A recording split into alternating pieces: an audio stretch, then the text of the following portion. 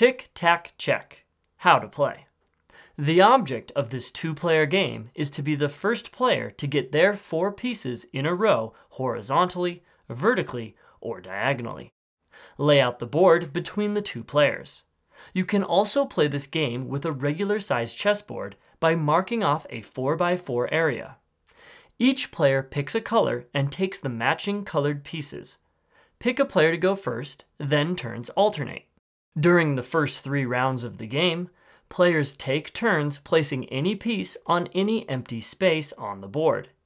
After each player has 3 pieces on the board, you are then allowed to move a piece instead of placing a new one.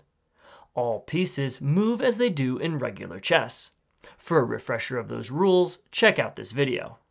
The only difference is that when a pawn reaches either side of the board, it reverses direction. Captured pieces are removed from the board and returned to their owner and may be placed again immediately or on any future turn on any open space. You may not capture by placing a piece on the board.